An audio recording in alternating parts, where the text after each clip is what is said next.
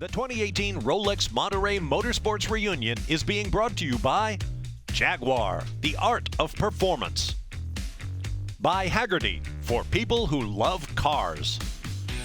By Nissan, innovation that excites. And by the Motor Trend Group.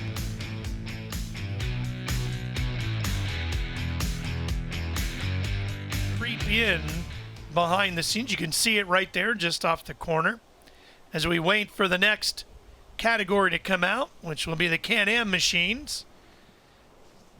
Bob Varsha, when he's not working the coverage here with me, talking about these beautiful machines at the Rolex Monterey Motorsports Reunion. His day job, if you will, is hosting the world feed for the premier all-electric racing series around the globe, the ABB FIA Formula E Championship. Starting with their next season coming up beginning in December, there will be a one-make championship that will run in conjunction with the premier category. It's called the IPace E-Trophy. Bob took a look at one of the cars that will be competing in the championship earlier in the weekend. It's beyond question at this point that a big part of the future of the automobile is electrification. And as manufacturers have done for decades, once they build a new production car, they're going to want to go race it to prove their technology. Case in point, the legendary name of Jaguar. With me is Davy Jones, who won the 24 Hours of Le Mans and the Rolex Daytona 24-hour event for Jaguar, and he's now a part of their new iPace E-Trophy program. Tell us about it, Davy. We're excited about the E-Trophy spec series that we're going to have coming up this next year. In the past, Jaguar has done the Fast Masters with the XJ220, which turned out to be some really exciting and competitive racing. So with the E-Trophy, it's based on our production car, the iPace. SVO, Special Vehicle Operations of Jaguar, have done a little bit of a magic into it and so on. They've lightened it up, carbon fiber hood, carbon fiber fenders. They put in some AP racing brakes. They have Williams F1 engineering that is doing the software for the drivetrain to give it a little bit of a better torque curve.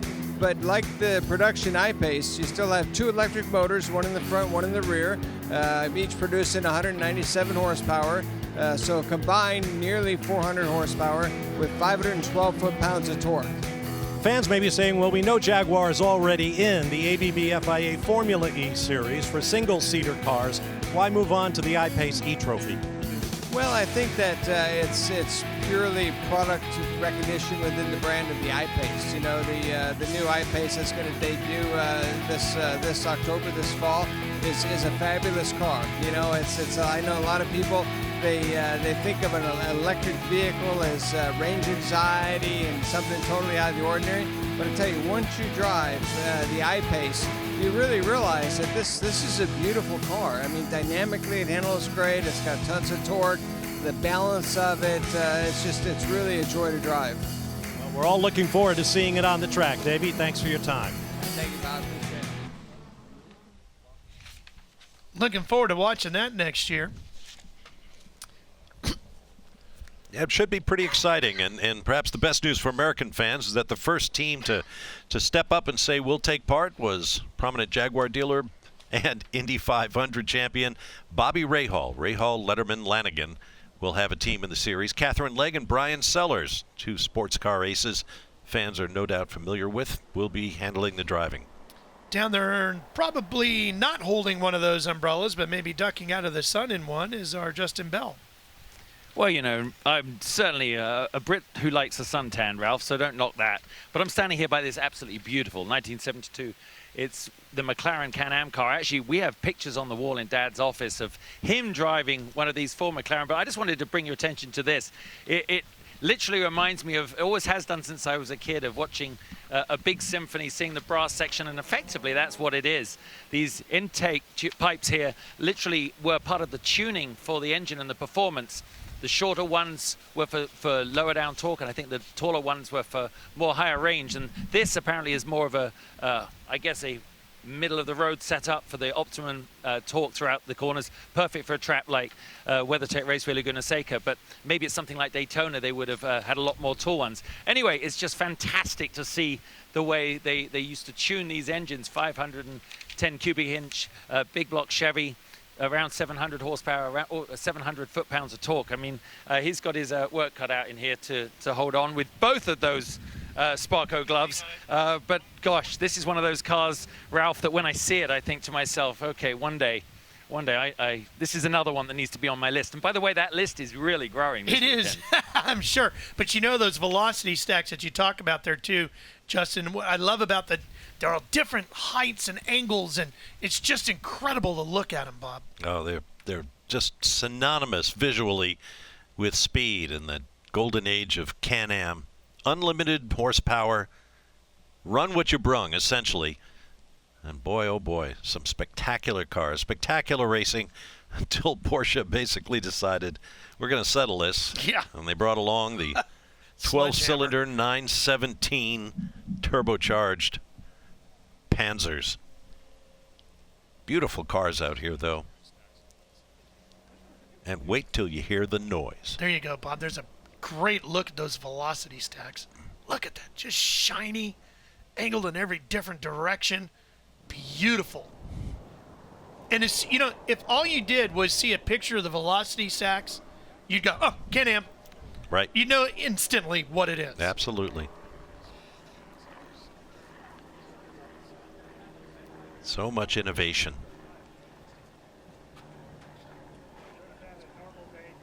Just the different manifolds that are used. Some short stacks, some tall stacks, some pointing in every different direction, some pointing straight up like soldiers in a line, like you see on these two I love vehicles. the ones that go in every different direction. Personally, to me, that's just one of the coolest things. You tend to see that on the McLaren. That's Richard Griot's car right there. We'll be talking about that one in a little bit. The history behind that car. This is an interesting one as well. See that driver?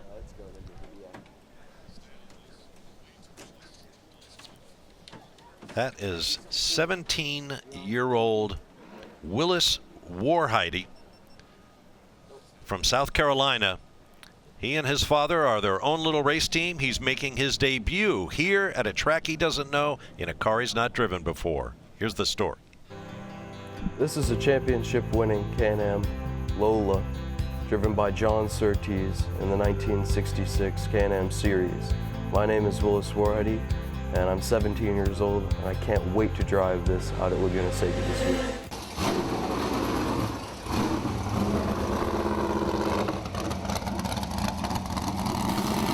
Ever since I was a young little boy and I had consciousness, I just loved anything that had a motor in it, trains, military vehicles, everything, and then eventually that evolved into race cars and go-karts and all that.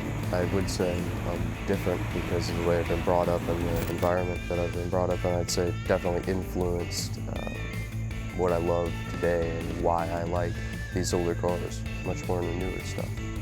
Yeah, that'll work.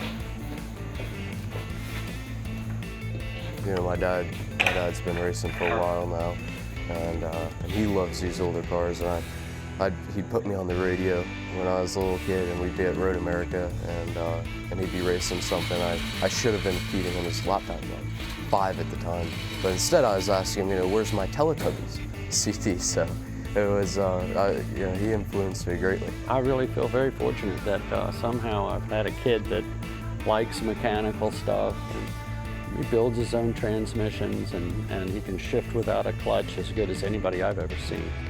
They're so different from the newer cars that are out today. They have a grunt to them, they roar, they're not, you know, turbo, they're nothing. There's no electronics, it's just a Coke can with, you know, 600 horsepower engine in it, and you're gonna see how fast you can go. It's not about electronics or traction control or anything like that. It's really all about the driver in the car. I'm really proud of him, and I'm also really happy because, you know, what do you do with all this stuff if you don't have anybody close to you that's interested in it, wants to take it over and play with it? Like, you know, we've played with this like a train board now for about 10 years. It's been the best time of my life. Everything that I love about racing, he showed to me, and it was obviously my choice if I wanted to love and find a passion with it. But because of him, I have the opportunity to learn. And so that was his influence, along with his knowledge of racing and his great driving abilities. So he was able to coach me throughout go-karting and now in cars. And you know, Laguna is a great track, and this event is not a banging fenders race. It's really it's pretty competitive up at the front of the pack. But racing a 1965 car in a CanAm 66 through 74 race, you're really lucky if you can finish anything but dead last. I've never driven this car, and every Can-Am car, I don't care if it's the same year, same mark, everything, they're gonna drive different because they were all built differently.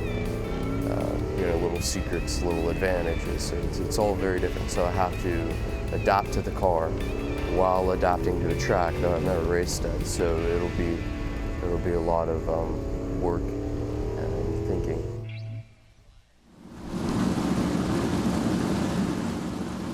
And it all starts right now for that young man as we await our final race of the day for 1966 to 1974 Can-Am cars. Well, Bob, while I'm here tomorrow covering the races here, you're going to be, Yep, I'll be down the road. Yeah, what do you guys get Golf champagne club. over there? Yeah, well, I Breakfast in the morning? have to wear a coat and tie, I will say that. That's not happening here. It's fabulous. It's Yeah. the granddaddy of Concours d'Elegance worldwide, Pebble Beach, and you'll see it here on Motor Trend TV.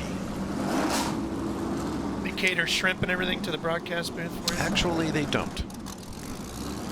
Yeah, well, for those of you that want to see your stunning machinery actually roll, well, you can join me tomorrow here for more from the Rolex Monterey Motorsports reunion. Our coverage continues 12:30 Pacific time, running through till whenever we're done with the last race, somewhere around 4:30. Not sure where Justin's going to go. Who knows with him? He might stay here. He might go over there. He might do both. I thought about going over doing Dawn Patrol in the morning and then coming back here. It's but definitely worth it. Ralph's referring to the early morning hours when the cars roll onto the 18th fairway at the world-renowned Pebble Beach Golf Links. I will say this, we're going to have some really we have spectacular cars every year, but you can't overstate how important it's going to be this year. As you see the field to the left side of your screen, I'll be particularly interested in a special class this year for custom cars built for the erstwhile royal families of India. The Maharaja of anywhere in India will have a car there, and they are spectacular. Really? Yep, we'll have a special class for Tuckers. Okay. There was only, about 42 of those built. We've got a bunch.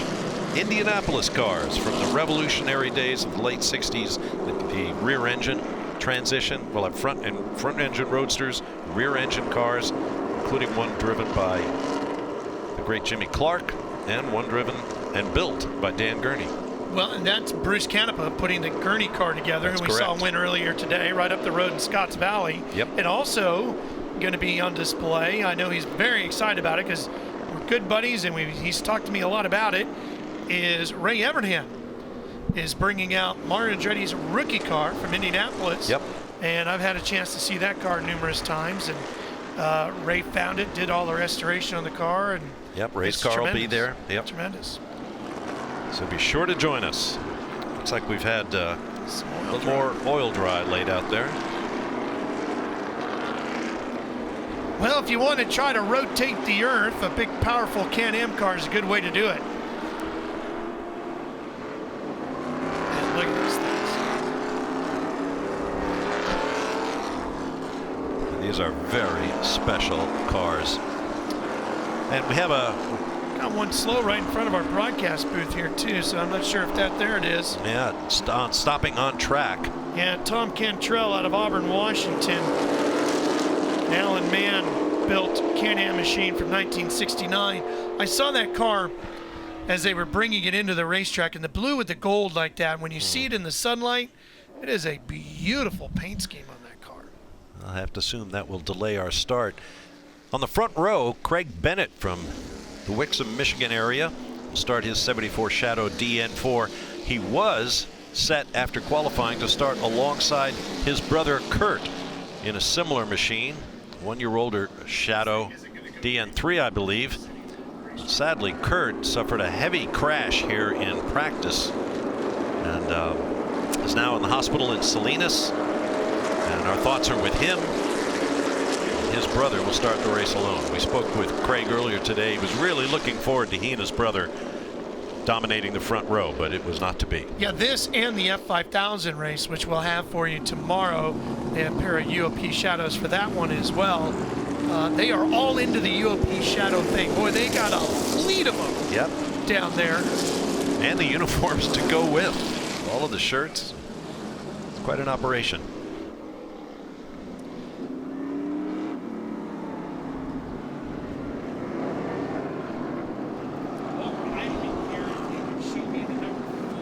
So it looks like we'll go around another time. They attend to Tom Cantrell and his Stricken Allen Man Open Sports Ford.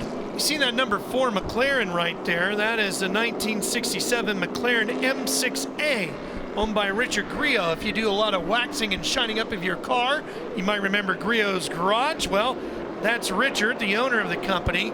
This was Bruce McLaren's 1967 championship-winning car. What's really interesting about it, Bob, is it's M6A number 1. M6A number 2 was a little bit bigger. They actually stretched the car 2 inches. So this one is a true one of a kind. And if you were here at what was then known as Laguna Seca Raceway for the Can-Am Championship in 1967, you would have seen Bruce McLaren crawl out of that car and onto the top step of the podium, because it won here that day. When Bruce got all done with the car, he sold it to another racing outfit of fairly decent lineage. Roger Penske bought the car, gave it to his driver, Mark Donahue, who went on to win the U.S. RRC Championship in 1968 with that car. An incredible piece of Can-Am Championship history. If you're a Can-Am fan, you want to be with us tomorrow, Sunday, when this class will run a second race. They are that popular with the crowd, so they're going to double up. I was talking with Richard about the car, and he said he hasn't driven it in about 2 years in a race. They decided to bring it out because the Can-Am was coming here to WeatherTech Raceway, and he said, you know, I had to get used to it again. He goes, but I got to tell you, he goes, she's a big cat. He goes, really, kind of like a tiger. As long as you're getting along with her, everything's fine, but you know that any given moment, she can reach out her claws and take you apart. Yeah, I guess that's why Bruce McLaren decided a longer wheelbase might calm it down a little bit. Sure. So it looks like the track is now clear. We anticipate a green flag this time by, and we await the noise.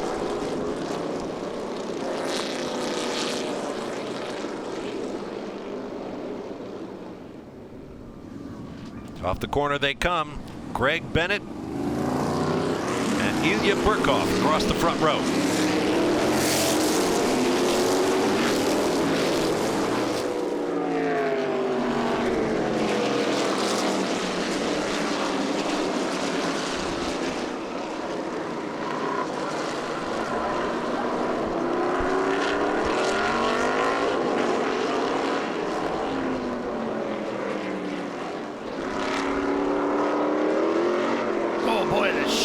Getting a little loose as it comes off the 3.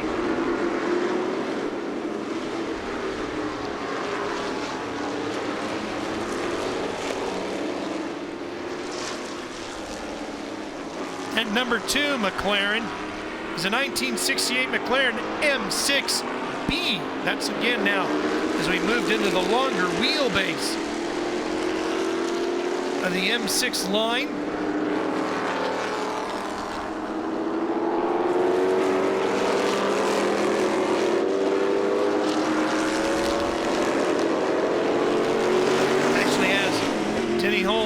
Autograph in the driver's door. Well, think about this, Ralph. I mean, from 66 to 74, the technology in this class grew so quickly. And all of those years represented here. From a 66 Lola T70 Mark II to the 74 Shadow DN4. Well, you talk about wild designs. Of course, the Shadows were some of the wildest. Universal Oil Products, UOP. Those guys really pushed the envelope with those cars. Detroit engineer Richard Brown raced McLaren #2 here. The USRRC and the CanAm. Passed away in an accident at Motorsport in 1970.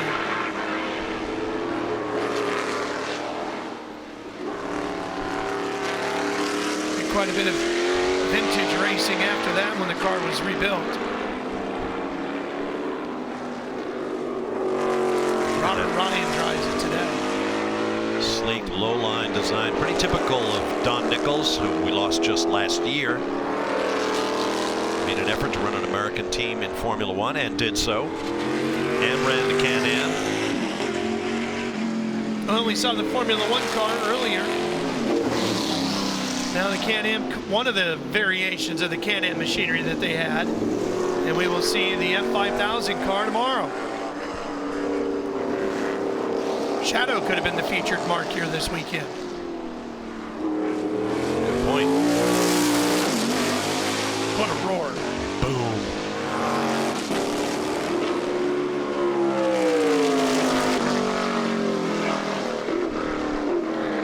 Jackie Oliver wheeled this machine, claimed 4 victories in the 1974 CanAm Championship. Think about it. Engines up to 8 liters or more. Just staggering horsepower. You know, racing logos, Bob, for teams is such a fun thing to talk about. Cavallino Rampante for Ferrari and the different things that are out there, the badge for Porsche, the significance of the rings for Audi, for example. I always like the Shadow logo. Literally the shadowy dark figure in the black cape and hat. There's the number 3, Willis Warheide. Think about this, 17 years old, first time at the racetrack, first time in the race car. Here he is, running 5th. Well, he rebuilt the transmission on this car himself, and the one thing about youth, Bob, comes a lack of fear. And if you have any fear when you strap into a CanAm car, you don't need to be in there. One of the things about Laguna Seca, he said he loved from seeing them in practice, is that there are so many blind spots. I'm not quite sure to make out of that. Like I said, no fear, right? My goodness.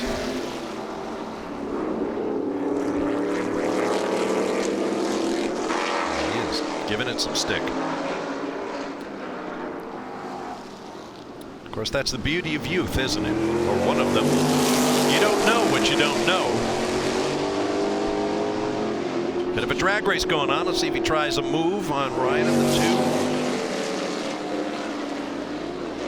2. You heard his dad in the piece talking about how he, well, actually it was our driver here who talked about how he learned how to shift without a clutch. Dorsey Schrader, great road racer in his own right, taught him how to do that a few years back. Dorsey would know.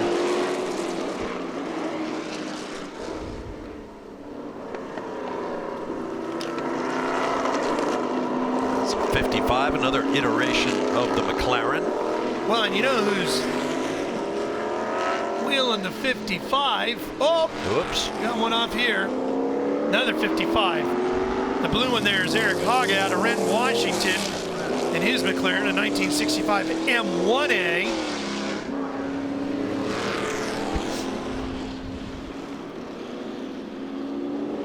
Is that car entirely healthy? I'm not sure. 55 and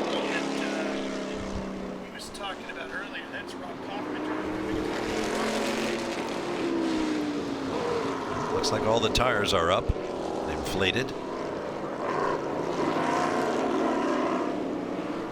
It's one of the earliest iterations of the CanAm. The cars of the CanAm were driven by some of the greatest drivers in the world, as our race leader, Craig Bennett, comes up behind. 55. It was also one of the richest series in the world. The Can-Am paid more in prize money than Formula One World Championship racing, the Grand Prix series. So you would see all of the top drivers in Can-Am. Oh, and there's Richard Grillo bringing his number 4 down pit lane and back to a halt. That's a shame. Glad we got to see it run for a while, though. One of the more famous cars in the field here today.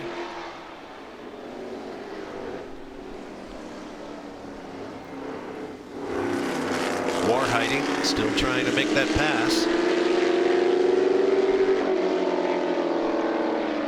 Well, with those big rear ends, you're sure not going to see through the car in front of you, are I you? was just thinking that. He's up so close behind it. You could see the rearview mirrors on the car ahead disappear behind that spoiler on the back. So, you know, the old adage, if you can't see the driver of the car ahead of you, then he can't see you.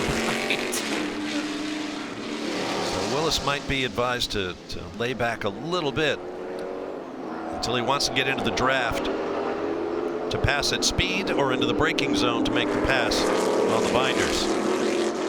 Justin.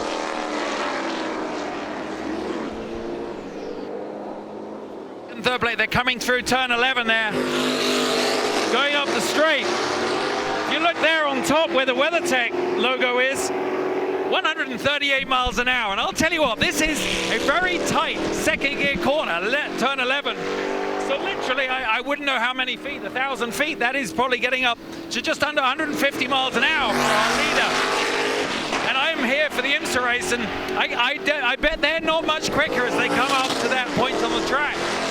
I've driven around here in road cars, and you're always looking up, measuring how well you came out of this corner as you go up under the bridge. So it's as much for the driver's ego, or maybe when they're not doing so well, not their ego, but it is great for the fans. So another sort of innovation that they brought in here to engage everybody that comes and watches. Well, and Justin, to go along with that too, all those IMSA machines are going to have lots of technology helping to get all that power to the ground to drive that car off that final corner to the bridge. Here it's just a driver's right foot getting it all done. We're watching it, aren't we, as they get sideways.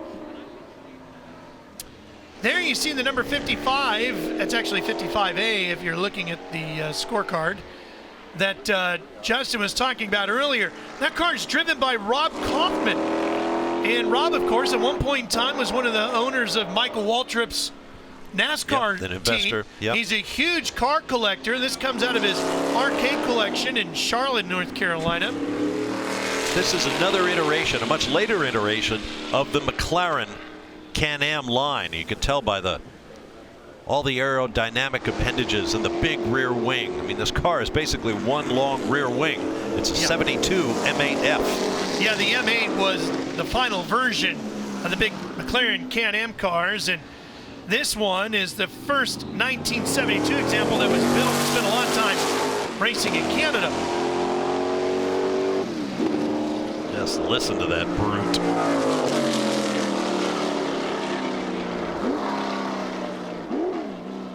Sure, Rob is having a thrill behind the wheel of that car. His collection is extensive and a wide variety of machinery across the board.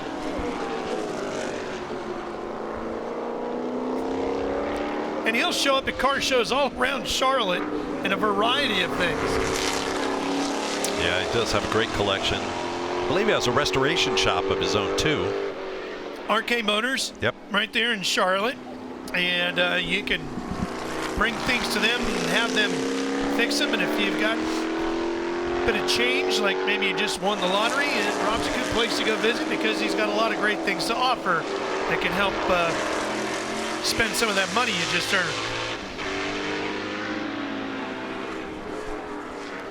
That's Scott Drenick in a 1967 Shelby King Cobra Can-Am machine. It's the second Shelby American team car. Jerry Titus destroyed the first car, which was at the final Can-Am race in '67, which took place in the parking lot at the Stardust Hotel in Las Vegas. Shelby kind of bagged the CanAm project at that point, sold this one off. Skeeter McKinnon did a bunch of driving in that car. Looks like Willis Warheide having a bit of an issue. Well, that's a shame. He was doing a great job. I don't know if it's a mechanical. Car looks all right, but he's definitely way off the pace. And staying off the racing line. Smart.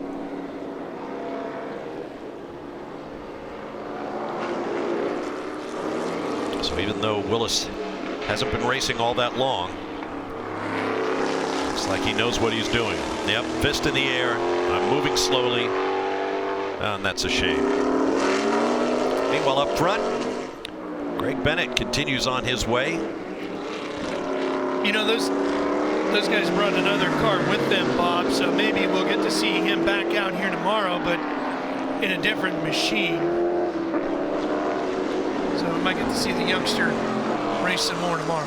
Look at how low in the car Bennett sits. You can barely see the driver. Part of the aerodynamic design, get the driver out of the air. Well, Justin mentioned earlier that a lot of the modern drivers are jockey-sized. Craig is, as Jackie Stewart used to say, a man of average height.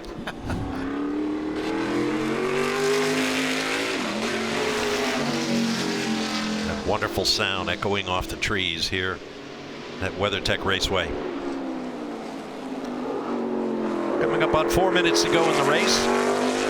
Actually, Bennett not the fastest man on track right now. He was 1 minute 30 last time by. The second place car, the 1:28. Watching the battle here at the 89 machine. That's Briggs, Warren Briggs. He's got a 1971 McLaren M8E, chassis 80-06. Delivered in May of 1971. Competed in a CanAm race at Donnybrook in September of that year. Ran a bunch of SCCA events until 1978. Not a lot of races in total. This is the biggest engine in the field, 8.8 liters. That is a lot of cubic inches.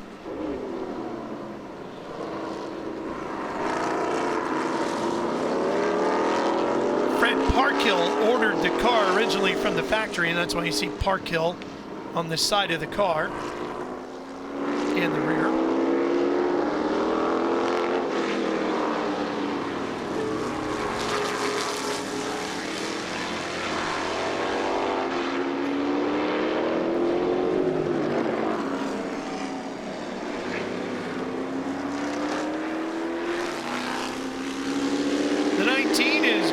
Out of Coos Bay, Oregon. His 1969 Lola T163. Gary Wilson ran this car in 1969 through 70. Handful of other drivers did as well. Ran some 36 races from 1969 to 1974 with the best finish of 4th. 8 top 10s in the car. One of the most highly raced CanAm cars of the period. And it still retains the original chassis and tub. Sturdy race car. Number 19, Greg Mitchell of Coos Bay, Oregon. 69 Lola T163. Got one slow here. Oh dear. Drenick out of Hayward. And back to our race leader. Picking him up, putting him down, and running out the clock.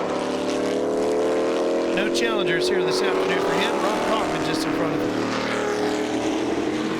See if he gets one more lap as we approach 1 minute remaining in the race. It's Rob Kaufman up ahead.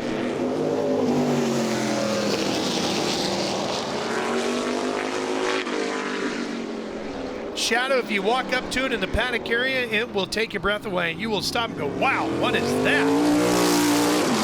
If you don't already know, it is one of the more unique looking cars you'll find down there. Yep. Final lap, I'm guessing. I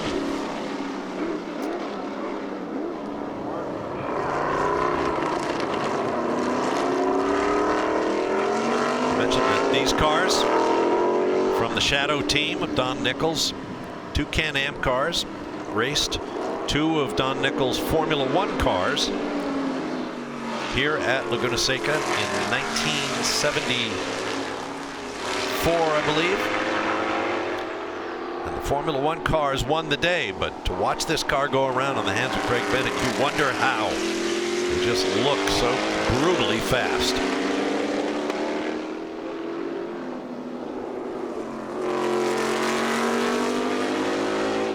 It is exactly what the Can-Am division was supposed to be. Incredibly creative. And if you could build it, you could run it.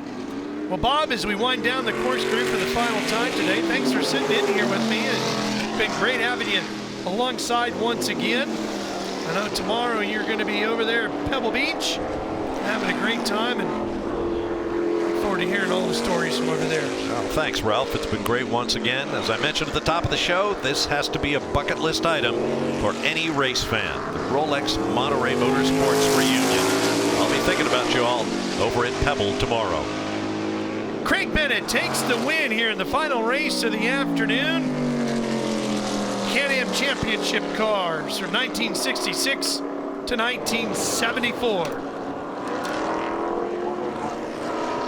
I'm sure he's thinking about his brother right now.